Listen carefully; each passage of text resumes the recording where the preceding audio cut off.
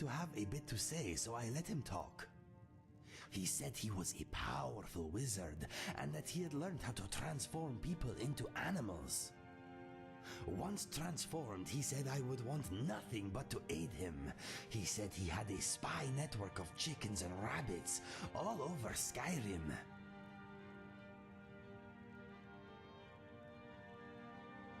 Yes, that is what I thought. I asked why only chickens and rabbits. He replied that once I was a chicken, no one would ever take notice of me again. A bear or a mammoth would be too conspicuous. Smaller animals make the best spies. I told him if he turned me into a chicken, I'd peck his eyes out. He told me that the change was not only physical.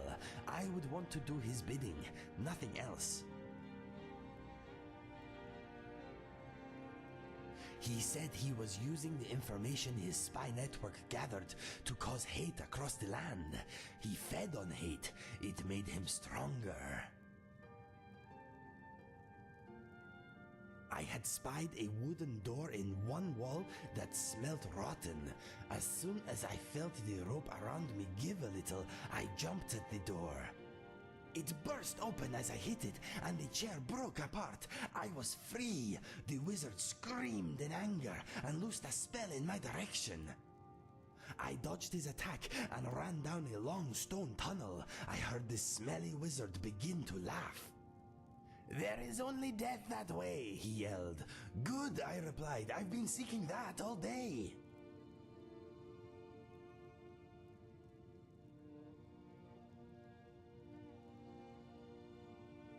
Yes, the smell of bones and dust filled my nose. The wizard did not follow me. I ran for what seemed like forever. Eventually, I came to a vast chamber with a spindly spiral staircase leading up in the center. The floor was littered with dried out bodies. They had been dead for hundreds of years, but as it turned out, they were still quite feisty. As I made for the staircase, the dead started to groan and move. I jumped over them and began to climb the steps.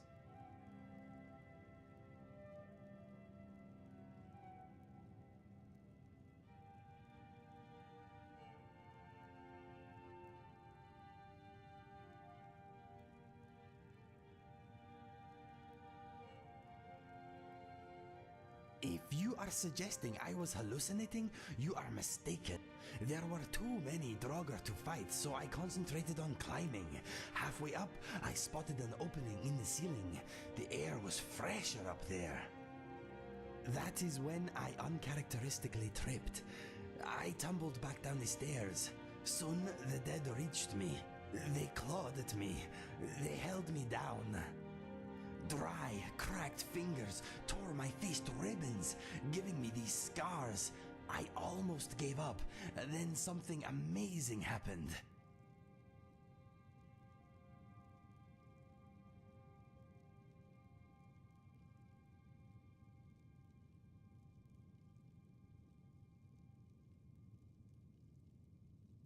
I realized I wanted to live.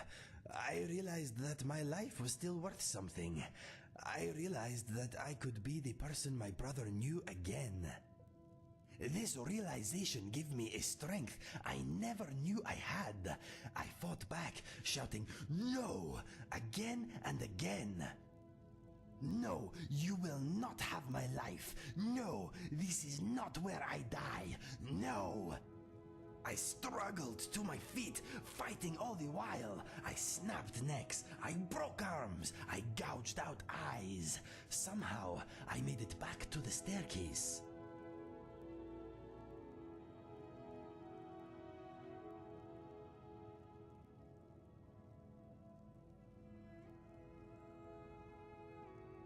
Yes, it was pretty amazing. If I had not spent all that morning almost dying, I wonder if I'd be here talking to you now. Anyway, I reached the top of the stairs, forced open the hatch above, and stepped out into daylight. I was only a few hundred feet from my camp. I stared at the tree with the snapped rope hanging from it for a long time. I knew I owed much, and swore that I would repay any debt I could. When I realized you had survived, I decided that if anyone was going to take my life, it should be you. You know the rest. That is how I got these scars. It is a good tale, yes? Yes, it is. Living it made me the man you see before you. Scars and all.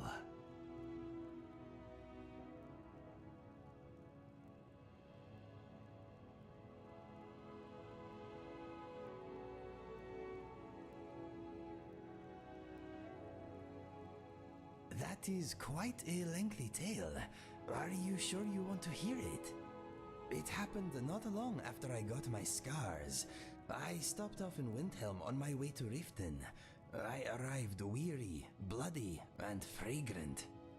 All I wanted was a hot meal and a room for the night, but it was not to be.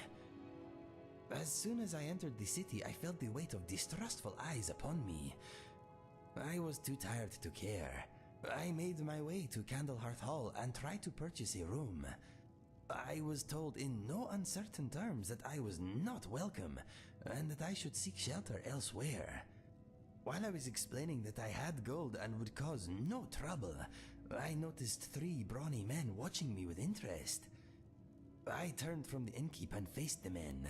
"You fellows see something strange?" I asked. "No, friend," replied the nearest. "We see a man who needs a bed and a bath, but we fear you won't find them here. If you have coin, maybe we can help you."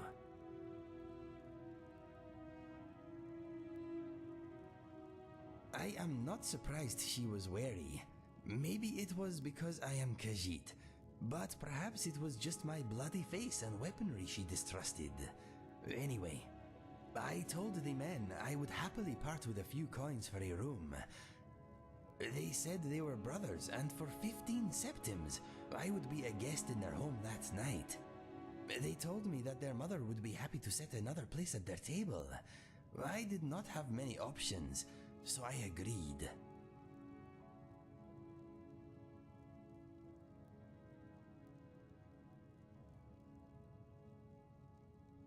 The men took me to a deserted alleyway and motioned for me to stop. The youngest brother turned to me and said, "Before we continue, we must have your word that you will keep what we are about to show you to yourself." "No problem," I replied. He nodded, then felt along the stone wall, paused, then knocked 4 times. There was a grinding noise, and a large section slid back to reveal a torchlit passageway. "Who are you people?" I asked as we entered the gap in the wall. "Do not be alarmed," said the eldest brother. "Hot food and a warm bed are waiting up ahead." We pressed on, and the entrance closed behind us.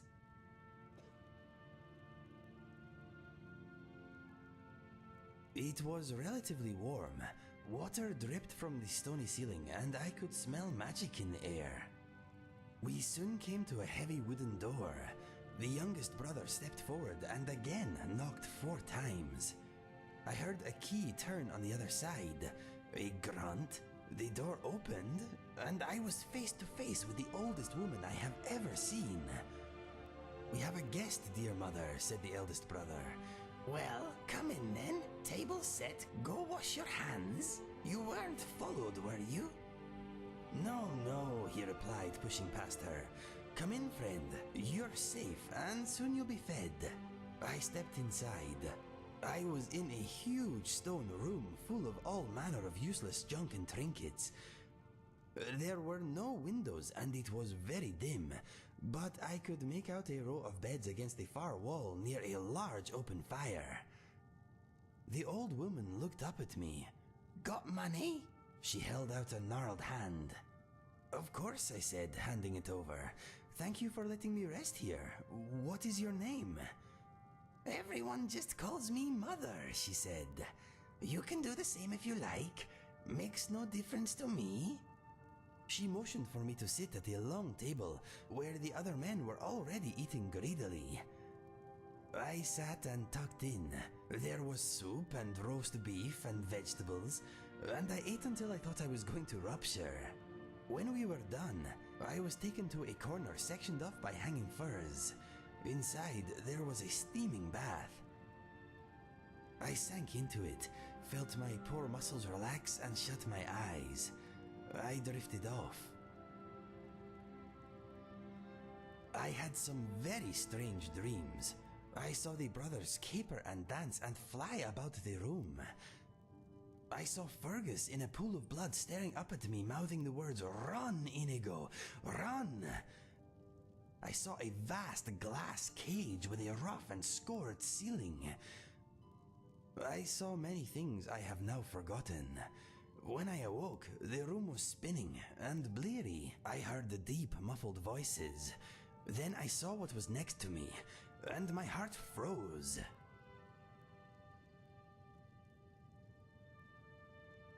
No, not a spider. What I saw was the king of dragonflies, the largest dragonfly imaginable. He was in a massive jar to my left, and he was spinning about in a frenzy. That is when I realized I was in a jar of my own. I tried to call out for help, but no words came. I looked down at my hands and saw that they were missing. I now seemed to have pincers. I leapt to my feet in horror and bounced off the inside of the jar. Suddenly, I realized I was flying. I know, it was not a happy moment. I tried to look for a bright side and found one. At least I was not a chicken. I buzzed about for a bit, trying to get used to my new wings. After a while, I had things under control. I realized that the handsome dragonfly in the jar next to mine was not so large after all. I had been made small, like him. I also saw that we were not alone. A number of other jars were in a row to my left, each holding an insect. There were butterflies and glow bugs, and moths too. My vision was blurred by the jar, but I could still make out 4 enormous figures at the far end of the now seemingly cavernous room. One of them pointed in my direction and laughed. The sound was booming and very scary. The individual approached, and I saw it was Mother. I heard a noise from my right, looked over, and saw that my dragonfly neighbor had fallen down dead with fright.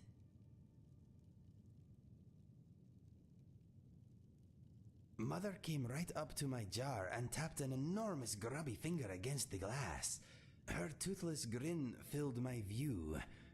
She then picked up the dragonfly's jar, shook it, scowled, and slammed it back down.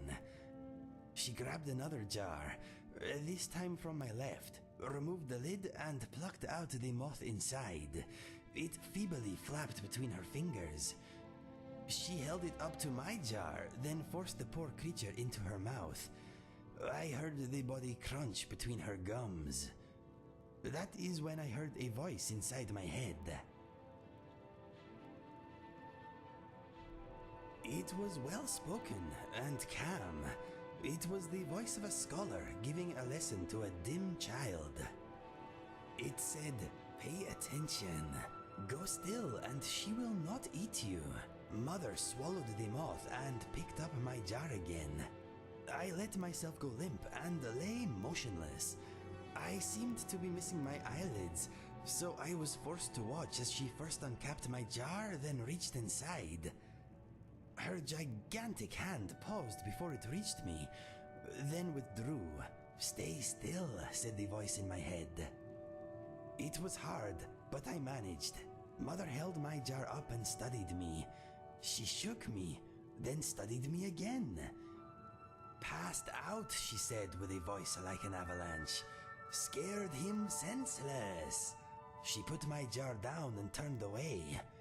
"You'll have to get me more. I need to eat tonight." Another huge figure came into view. It was the eldest brother. "Mother," he said, "why do you have to frighten them so?" "Because they taste better squirming and fearful. You know that." Her son sighed, woke his brothers, and left.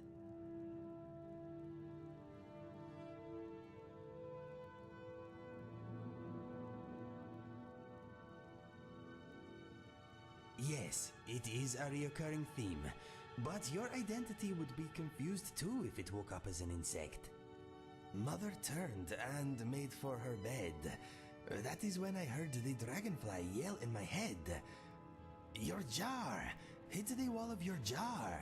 Mother had placed me on the shelf with the base of my jar hanging over the edge. I leapt towards the glass, flapping my wings as fast as I could. I bounced back, then hit it again and again. My jar toppled off the shelf and smashed on the stone floor. Yes, cried the dragonfly. Lay still. She's coming back. So there I lay, surrounded by shattered glass, as Mother approached us a second time. I thought she was going to step on me, but instead she cursed and knelt down. I heard her joints creak. I'll have to get you a new jar, or I could just eat you now. Not tasty, but tempting. I wanted to flap my wings. I wanted to fly and hide, but I did not. She picked me up. Her grimy face filled my view. She smiled and licked her lips. She opened her mouth.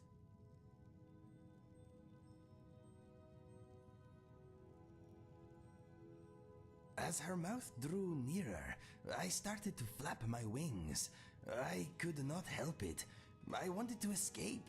Alas, she was too strong and I was too small. Suddenly, there was a bonk noise, and Mother's jaw went slack. Her muddy eyes rolled back, and she collapsed. I struggled out from under her hand and saw the dragonfly's jar rolling to a stop near a chair leg. You knocked her out, I yelled in my mind. Yes, he replied. I managed to tip my jar onto her head. Thank you, I said. What is your name? He said, I cannot remember. I have been a dragonfly too long, but there is hope for you. He directed me to a nearby alchemy table and told me to nibble a bit of this and that. He had the antidote memorized. I followed his instructions and soon I felt the worst pins and needles I have ever endured. I passed out, and when I awoke, I was me again.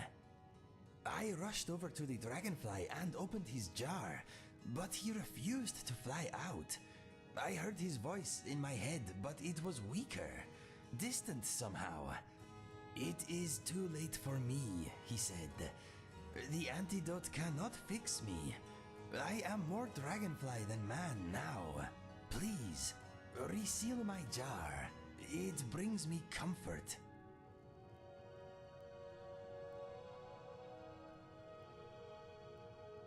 His fall to the floor was interrupted by the witch's head. Mine was not. Also, his jar is far sturdier than any other I have seen. I have often wondered if it is enchanted. Anyway, I did as I was asked, then placed him on a chair while I retrieved my clothes. I then went to the long table where I had eaten.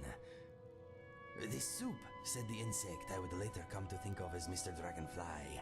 I turned and smiled at him. We were having the same idea. I carried the soup pot to where Mother lay, opened her mouth and splashed some inside. "It will take time. Free the others and leave," said Mr. Dragonfly. "Why can I only hear you inside my head?" I asked. He told me that the other insects had been there far longer than him, and they had forgotten how to communicate with words long ago. I listened closely to a nearby butterfly. I could hear a faint weeping inside my head, nothing more. I opened all the jars, then turned to leave, and saw a fat moth with grey wings lumbering out of a pile of dirty clothes where Mother had been. I scooped her up, sealed her in a jar, then hid her at the back of an ingredients cupboard. I could hear her hissing at me in my mind. I turned to Mr. Dragonfly. "Do you want to come with me?" I asked. "Yes, please," he replied. "Let us go." I grabbed his jar, unlocked the door and opened it. I found myself face to face with the brothers. Yes, their mouths fell open, their eyebrows went up, and the youngest let out a little whimper. I drew my sword and ran at them. They were so surprised to see me, it took a moment for them to realize I was going for the exit, not them. They shrank back as I rushed past, and soon I had reached the hidden door that I pulled a rusty wall chain, and the opening appeared. But before I could get outside, the eldest brother jumped on my back and tore open my scars. I shook him off, making sure not to drop Mr. Dragon. I lost my footing and went to the ground. "Roll!" cried Mr. Dragonfly inside. The brothers had followed me outside. They each had a weapon, and it was clear they wanted me dead. I had been through a lot, and my body was still recovering from all the transforming it had been doing. I felt slow and weak. I regained my feet and brandished my sword at them. "Back!" I yelled. "I will let you live." "Mother wouldn't turn you back," said the middle brother. "What did you do to her?" "I cured her of her ugliness and put her somewhere safe," I replied. Townsfolk stopped to see what was happening. We were attracting a crowd.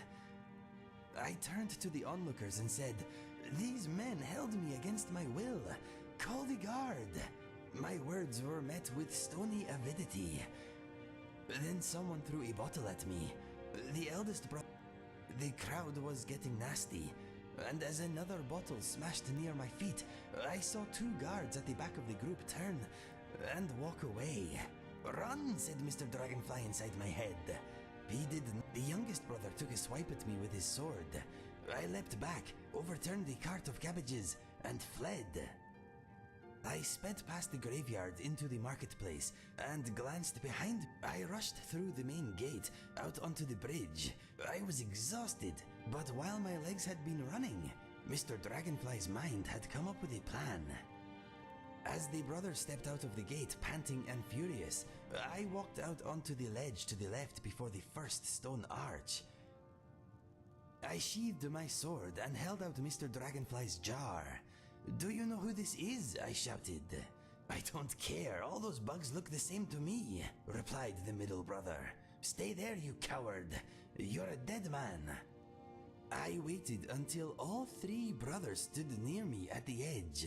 "Do you love your mother?" I asked. "Yes," sniffed the youngest. "Tell us where she is and we'll kill you quickly," said the eldest. "Here," I replied. Then I threw Mr. Dragonfly off the bridge. Yes, I am very proud of him. I think he may have used up the last of his courage. The brothers all yelled, "No!" and threw themselves over the edge, trying in vain to catch the jar. If I had carried out the plan 30 feet along the wall, they may have survived, but the icy water they landed in was very shallow. There was quite a mess.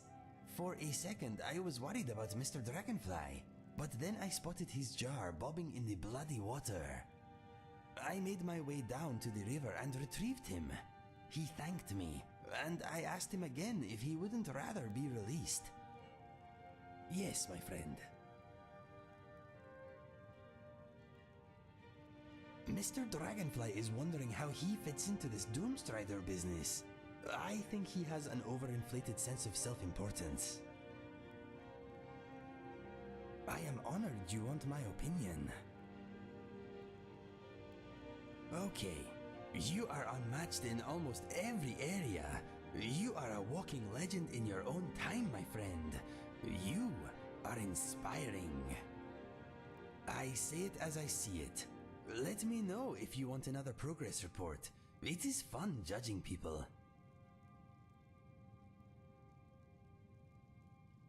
The Summon Indigo spell has more than a few uses.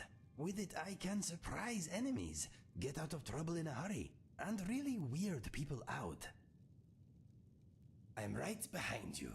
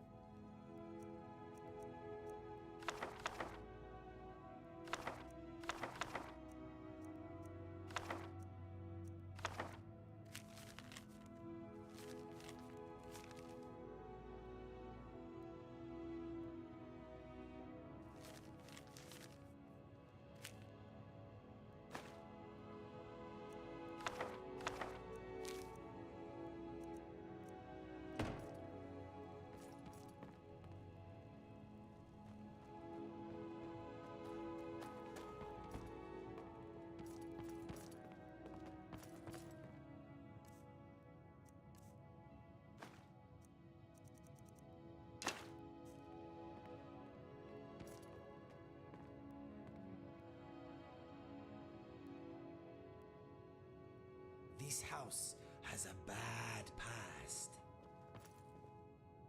Mm-hmm. What's next?